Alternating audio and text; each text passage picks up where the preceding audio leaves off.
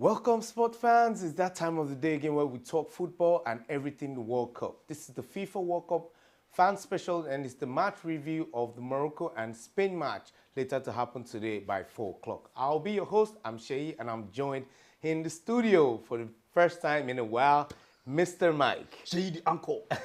Good afternoon. How are you doing, sir?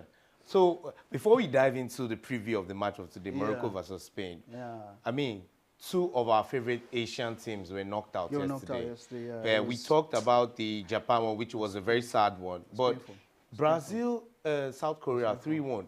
Was it expected? Yeah, 4-1, yeah. 4-1, rather. Yes, I would say in some levels it was expected, but I didn't expect the routes to come so early because Brazil, they scored all their goals in the first half.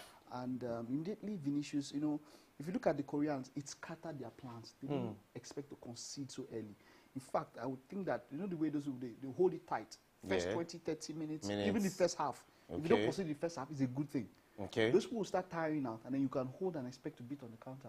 But conceding in what? In first 6 minutes or so, when Vinicius Junior gave that particular goal and all that, it was plan scattered. You need to see that their faces dropped like, oh no. It was plan scattered because what do we do? They were shaken. Before they could regain their composure, second one had entered. Penalty, there was nothing we could do. Also in second half, Brazil just rode out rode the wave and let it go. But one thing I also want to mention is this, Brazil had, prior to that time, Brazil had a very major advantage, which was, for the third match, remember that Brazil played a whole second string side, except just for one player. I think that was Eder Militao.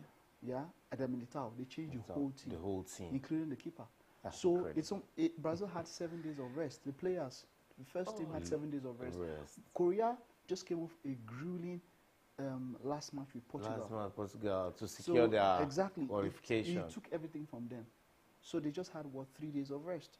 So you tired out easily. Exactly. You cannot even compare. First of all, you're not even as good as Brazil. So it was always going to be a Brazil win.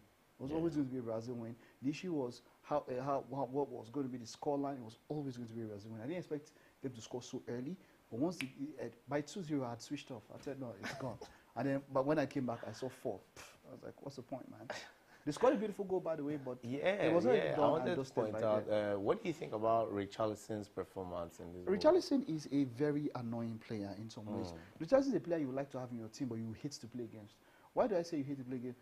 He's like a rash. You know, he can't get rid of it. Exactly. And you don't want to have it on you. Exactly. He knows how to. When it comes to high press from the front, there are maybe only 1 or 2 players better than him at that, and that's maybe Sadio Mane. He's at that level. That Sadio Mane level. He will harry your defenders, but the thing I really hate about him is that he can be very, very theatrical. I mean, look at that. I know that FIFA will tell you that, look, even if it was unintentional, if a trip happens in the box, it's a penalty. But that was not even enough for that trip. And I mean, the guy flew outside the box. Did you see him? Yeah, I felt I know based on the rules, if there's a foul that is not intentional, it is a penalty, yes. But this one, even if it was not intentional, I still don't think it was a foul. So I don't know if you get my point. I'm trying to say. Yeah, I'm trying to get you. So for me, that penalty, dubious decision. I hated it. But Richarlison, he's a player that when he's in your team. I mean, look how his level has stepped up with people, the quality of guys around him. I mean, the same thing that one can say about Lucas Paqueta of West Ham. You know, someone says he's a different beast in Brazil, and it's true. When you see more quality around you, the kind of quality he sees with the Brazilian national team, he does not see that at West Ham. I mean, look at him. Look at some step over, some other things he was doing. For all some ball juggling. Do you understand? Exactly. Richarlison and Paqueta. His confidence is on another level. Of course. And that is where Anthony doesn't come into the picture. That's one who just be doing ringa. That is not. I mean, we saw with the second match when we had him and Martinelli start. Martinelli was much more. You know, he was much more involved, effective. Effective. He was much more effective. And so Anthony, for me, is just a clown. So, yeah.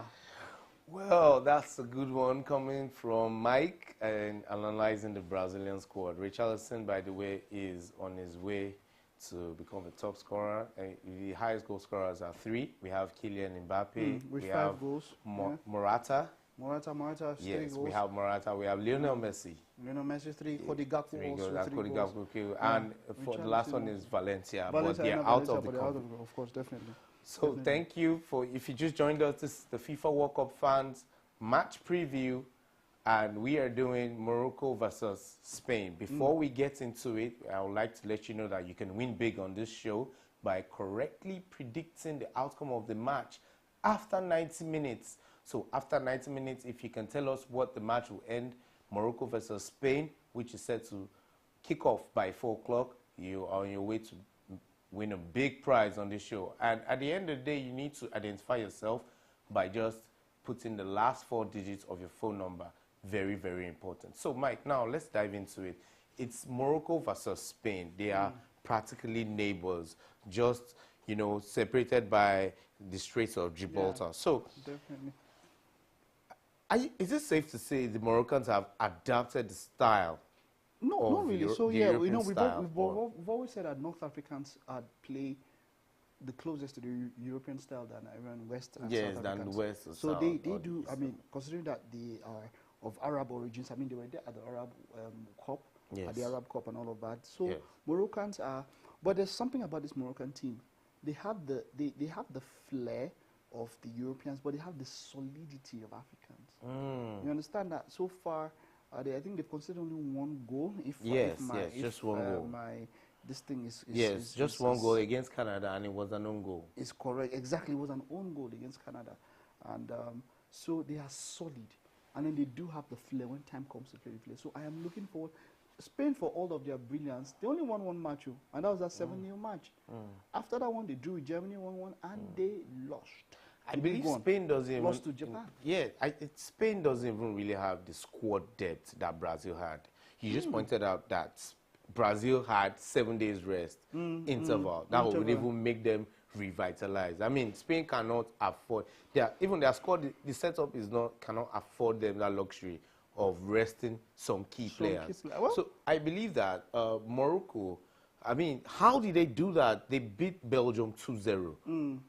I mean, where was KDB? Where was Lukaku? Forget that Belgium. I'd always mention to anybody, we are all just, a lot of times we're just being sentimental. There is no, if you, okay, I don't want to say, a lot of analysts, of course, gave Belgium, but when Belgium comes to the World Cup, I said it over and over again. I said, look, these guys are a waste of time. They're not going to do anything. I said it severally. Belgium are going to be a waste of time. And I gave reasons why. And now it is, okay, so a report now came out, just yesterday, about how the Hazard situation was one of the reasons why there was friction in the camp. And I told you told me that it's a small decision, but people don't know. A player has not played in 3 years. This guy tried to spin it, Thibaut Courtois. He has not played in 3 years. What do you think the players would think that? Look, man, this guy is not. It's not even a case of form. It's a case of this guy is not playing. He's not match fit. He can't be match. He's not even playing. Like Hazard, the best Hazard can do now is, of course, he has to retire from the national team. Oh, exactly. And then, of course, he has to leave Madrid because he's not going to play Madrid. But who wants to buy? Who wants to buy Hazard? He's clubless. You go to Saudi Arabia like CR7. You go to Saudi Arabia and make money and end there because there's nothing they can offer when it comes to football time. So look, there's a myriad of problems. I'll break it down on my show, The Beautiful Game. Make sure you watch it Saturday 12 o'clock. Saturday 10 o'clock. But what I'm saying is that look, Belgium are Roberto Martinez is the architect, the #1 architect of the Belgian problem and why there was. So it was easy for me. They were not going to beat Morocco. He came there, Morocco came out. Morocco had to do well because even at that, they had individual quality. For that third match, the bench Hazard. So they even were even better against Morocco than they were against other teams. And Morocco still beat them. So I have high hopes. Morocco is the last African team in the running. And if it goes to penalty, if it goes into extra time, I think that they can do better than they did against Japan. I would say for this match, it's 0-0 or 1-1. I'm not very sure, but it will end. It's looking like a draw. This one is going to be hard for me, but my heart is in this one, yes. But even when it comes to ability, look, Spain can run all their rings around, understand? Okay. But they won't allow that penetration that Spain will need to penetrate. So I would give, at the end of the day, I think Morocco will come out from this, and it will be a big one for Africa. Oh yes, but still on your prediction, I would like to dive into. I would like to know why you chose 0-0 or. No. Okay, basically, because that Spanish team is not. They don't really have the strike force. And Ansu Fati has not played as much Ansu Fati has not played as much in this competition. Alvaro Morata is no longer a double figure. He doesn't give you. And he happens to be their danger man. He happens to be the danger man and all of that. So that's who is available to them. Olmo from Leipzig. Look, these are not players. They know what they do very well is hold on to the ball. But when it comes to penetration, that's why the Costa Rica match was really it was a shocker. Like, okay, 7. How? This is Spanish. Prior to this time, look at their matches. The Spanish team, before they score two, you know that while I do. I mean, look at it now. When you go back, look at that. I mean, against Jordan, it was 3-1. That was Jordan. Portugal 1-0. Switzerland 2-1. Spain 2-2. I mean, you don't see them score so many goals. Large numbers. But they dropped 7 against Costa Rica and all of that. So it was quite. But for today, Morocco is not going to give them that kind of liberty that they saw. They will be passing the ball. I think personally Morocco is going to qualify. I don't know how it will happen exactly. But I don't know how it's doing exactly. Rooting for Morocco. This is us for saying Morocco would and can't qualify. Can't qualify. Okay, that's been said. Before we move on, Mike, the danger man of Morocco, there seems to be more than one. That's why the team is so. Yeah. So you know, Hakim Ziyech has you have been Ziyech here. You have Hakimi. Yes, Ashraf Hakimi, of course, from the back has been very, very instrumental. The thing with Hakim Ziyech was that his period when he was out of the team and all of that for 1-2 years, Morocco qualified without him. But the moment they changed the coach, he brought Hakim Ziyech back. And Nasiri was back in the team and all of that. Yes, and look, the team looks very, very solid. And I must say that like you said, the danger man, Hakim Ziyech, this is the Hakim Ziyech Chelsea saw. Exactly. You know, but because when I don't know when those guys go back to Chelsea, man, they are all on a 0 level. The only person that's kept his Chelsea form is Mendy from Senegal. I just came there to play rubbish in the competition. That's the only person. Apart from that, every other person, when they leave Chelsea, I mean, look at them. Look at the English players who are in Chelsea. They are scoring, you know. So but once they come to that Chelsea, it's a problem. But I must say that look, Hakim Ziyech is like a player reborn over the past. I mean, over the past 1, 2, 3 years, we've seen him in Chelsea. He has not been that incisive as he normally would be. But with this World Cup, he has been a player reborn. And when it comes to national team, man, you know that this is not about money. You're playing for pride. You're playing for honor. You're playing for your heart. So you're not playing for money. So this is where you get to see players at their best. I mean, look at Gary Bill in that situation with, you know, when it comes to national team, the motivation, the ginger is just incredible. Wow, the ginger is incredible. This is the FIFA World Cup fan special match preview between Morocco versus Spain, and we're grateful to have Mike in the studio give us his analysis and his prediction. You might want to go with it because he has scored more than twice on this show. And we are going to leave you with this note. We're going to wrap up the show with this note, that football is made to unite us and not made to divide us. With that being said, thank you for watching the FIFA World Cup fan special. And this is the match preview for Morocco versus Spain. You can watch the match by 4 o'clock and win big on this show. So what you need to do, predict the outcome of this match in 90 minutes, and you are on your way to win a big prize on this show. I'll see you on this side on the match review. Bye-bye.